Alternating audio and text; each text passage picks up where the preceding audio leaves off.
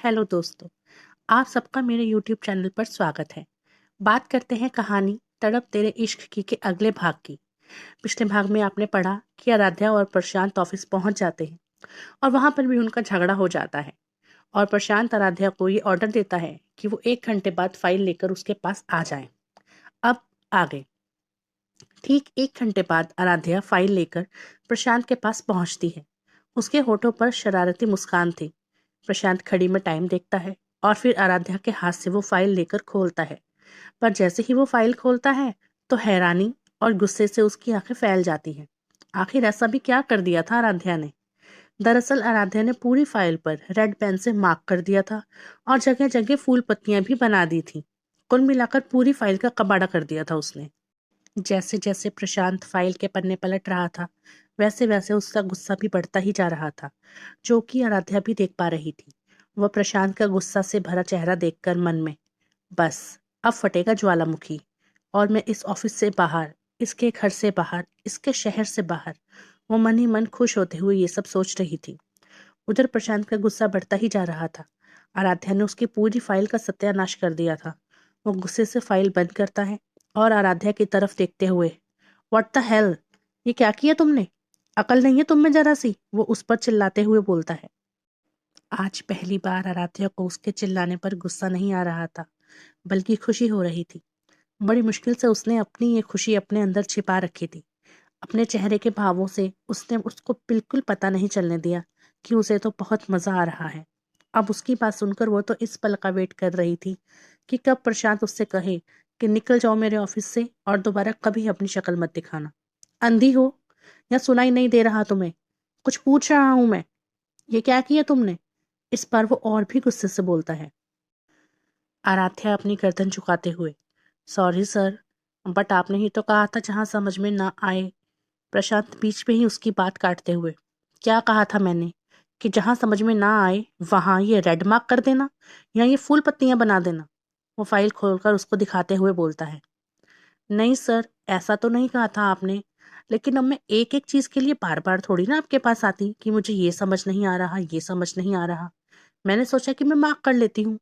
और रही बात ये फूल पत्तियां बनाने की, तो वो मैं पढ़ते पढ़ते थोड़ा बोर हो गई थी। अब हाथ में पेन हो और इधर उधर ना चले तो ऐसा नहीं हो सकता ना। वो कोई भी ऊटपटांग बहाना बनाते हुए बोल रही थी और उसकी स्टूपिड बातों को सुनकर प्रशांत को और भी गुस्सा आ रहा था। वहीं आराध्या से अपनी हंसी छुपाए नहीं छिप रही थी। इस बार प्रशांत की नजर उसके चेहरे पर पड़ती है।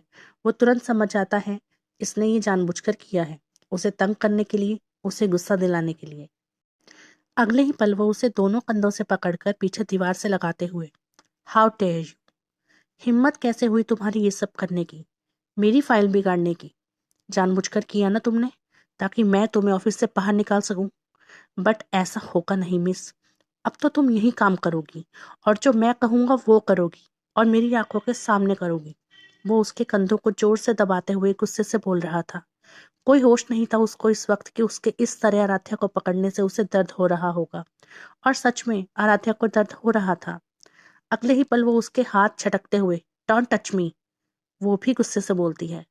मैं भी मरा नहीं जा रहा हूं तुम्हें टच करने के लिए, डू यू अंडरस्टैंड? और तुमने जो ये घटिया हरकत की है ना मुझे उकसाने के लिए, ये हरकत तुम्हें बहुत महंगी पड़ने वाली है। Be ready miss Aaradhya, be ready, क्योंकि मेरी पनिशमेंट बहुत बुरी होती है। इतना कहकर वो उसका हाथ पकड़कर अपने सामने वाली कुर्सी पर बिठाता है और वो फाइल जो आराध्या ने खराब कर दी थी वो उसके सामने रखता है और एक नई फाइल उसके सामने रखता है।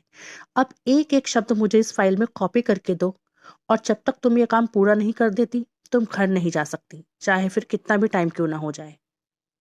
ये सुनते ही आराध्या मन में, मर गई, क्या मुसीबत है यार, इसने मुझे बाहर क्यों नहीं निकाला और ऊपर से डबल काम दे दिया। मैं नहीं करूंगी कोई काम वाम, वो मन ही मन बोलती है। और फिर कुर्सी से खड़े होते हुए, मैं तुम्हारा कोई काम नहीं करूंगी और ये फालतू का काम तो बिल्कुल भी नहीं। तुम्हारे पास मेरे लिए कोई ढंग का काम है तो बताओ। प्रशांत उसके करीब जाते हुए, तुम ये काम करोगी, वो एक एक शब्द पर जोर देते हुए बोलता है। मैं ये काम नहीं करूंगी। आराध्या भी उसी की टोन में उसे जवाब देती है। प्रशांत अपने दोनों हाथ बांधते हुए, तो तुम नहीं करोगी? बिल्कुल नहीं, आराध्या मना कर देती है। अगले ही पल प्रशांत अपना फ़ोन निकालता है और आराध्या की दादी को फ़ोन मिलाते हुए, ये तुम्हारी दादी का नंबर है ना, अब तुम सीधा उन्हीं से बात करना। इतना कहकर वो उनका फ़ोन मिलाने लगता है, पर आराध्या एकदम से उसके हाथ से उसका फ़ोन छीनकर कट कर देती है और फिर प्रशांत की तरफ देखकर, पागल हो तुम, इन सब में दादी को क्यों इन्वॉल्व कर रहे हो? मैंने शिकायत की क्या तुम्हारी दादी से? वो मुंह बनाते हुए बोलती है। तुम क्या करती हो क्या नहीं मुझे इससे फर्क नहीं पड़ता, लेकिन अपना काम सही करवाने के लिए मैं कुछ भी कर सकता हूँ। अब तुम चुपचाप बैठकर फाइल रेडी कर रही हो या मैं फोन मिला दूं? वो उसकी तरफ देखकर अपनी एक आईब्रो उचकाते हुए बोलता है। आराध्या उस वक्त अपना गुस्सा पीकर रह जाती है और बिना कुछ बोले कुर्सी पर बैठकर काम करने लगती है। प्रशांत भी बिना कुछ बोले कुर्सी पर बैठ जाता है, पर फिर उसे एकदम से याद आता है कि उसने आराध्या का हाथ पकड़ा, उसके कंधों को पकड़ा। ये सब याद आते ही उसकी सफाई का कीड़ा जाग जाता है। ठीक उसी वक्त उसने टेबल पर रखी सैनिटाइजर की बोतल उठाई और अपने हाथों को साफ किया। आराध्या उसकी एक एक हरकत देख रही थी। वो उसकी इस हरकत से इरिटेट होते हुए, डिस्गस्टिंग, कुछ नहीं हो सकता इसका, धीरे से बड़बड़ाती है वो, और इसके बाद वो अपना दिमाग उस फाइल को रेडी करने में लगाने लगती है। प्रशांत भी अपना काम करने लगता है। दोनों को अपना अपना काम करते करते लगभग 1 घंटा होने वाला था, पर 1 घंटे में दोनों में से किसी ने भी एक बार भी एक दूसरे से बात नहीं की, एक दूसरे की तरफ देखा तक नहीं। आराध्या तो पूरी तरह काम में डूब गई थी, क्योंकि एक एक शब्द को बिल्कुल टाइप करना और फिर एक फाइल को रेडी करना आसान नहीं था उसके लिए, पर करना तो था ही, वो भी बिल्कुल टाइम पर। थोड़ी देर बाद प्रशांत का मैनेजर मनोज कैबिन में आता है और उसको एक बार फिर याद कराता है कि सर, आपको एक मीटिंग में जाना है। प्रशांत अपनी घड़ी में टाइम देखते हुए, एक काम करो, गुप्ता बिल्डर की और मेहता बिल्डर की फाइल मेरे बैग में रख दो, और मेरी पेन ड्राइव भी। मनोज उसका सारा सामान सेट करके उसे बैग में रख देता है। प्रशांत अपना ऑफिस बैग उठाते हुए आराध्या की तरफ देखकर, उम्मीद है तुम अपना काम जैसे अब कर रही हो वैसे ही करती मिलोगी, और मेरी बात याद रखना, जब तक ये फाइल पूरी नहीं हो जाएगी तब तक तुम घर नहीं जाओगी। यही तुम्हारी पनिशमेंट है। फिर वो मनोज की तरफ देखकर, और तुम इसकी बिल्कुल हेल्प नहीं करोगे। Do you understand? Yes sir. ये कहता हुआ मनोज उसका बैग लेकर कैबिन से बाहर निकल जाता है। प्रशांत एक नजर आत्या की तरफ देखता है, जो उसकी तरफ बिल्कुल नहीं देख रही थी। एक शब्द नहीं कहा उसने उसकी बात सुनकर। वो उसे देखता हुआ कैबिन से बाहर चला जाता है। उसके जाते ही आराध्या उसकी नकल करते हुए, जब तक ये फाइल पूरी नहीं हो जाती तब तक तुम घर नहीं जा सकती।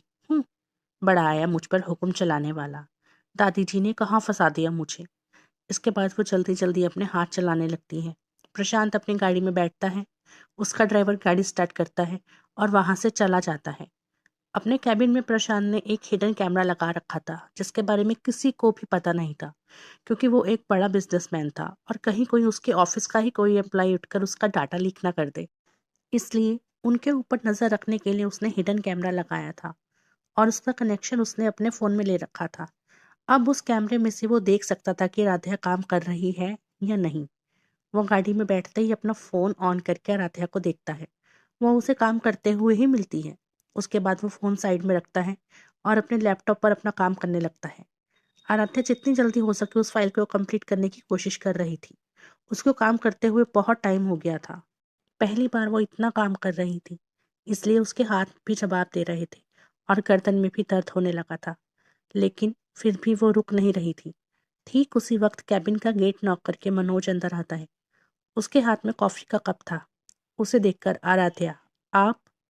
मनोज उसके पास जाता है और वो कॉफी का कप उसके सामने रखते हुए, ये आपके लिए। बहुत ज्यादा काम कर रही हैं आप, थक गई होंगी, कॉफी पी लीजिए। पर आपने क्यों तकलीफ की, पियून के हाथ भेज देते। आराध्या थोड़ा सा मुस्कुराते हुए बोल देती है। प्रशांत फोन पर दोनों को देख रहा था और दोनों की बातें भी सुन रहा था। मनोज, एक्चुअली मैं आपकी हेल्प नहीं कर सकता, पर इतना तो आपके लिए कर ही सकता हूँ। इतना कहकर वो वहां से चला जाता है। आराध्या कॉफी का कप जैसे ही अपने होठों तक लेकर जाती है, तभी उसे फाइल में कुछ नजर आता है जो गलती से उससे गलत हो गया था। वो तुरंत कॉफी का कप वापस रख के काम करने लगती है और फिर वो ऐसे काम में लगती है कि कॉफी पीना ही भूल जाती है। कॉफी रखे रखे ठंडी भी हो गई थी, लेकिन उसे कोई होश नहीं था और ये सब प्रशांत भी देख रहा था। वो अपनी मीटिंग में पहुंच गया था, जो कि एक होटल में थी, और मीटिंग के बाद सबके साथ उसका लंच भी था। उसकी मीटिंग अच्छे से हो जाती है और अब लंच टाइम भी हो गया था।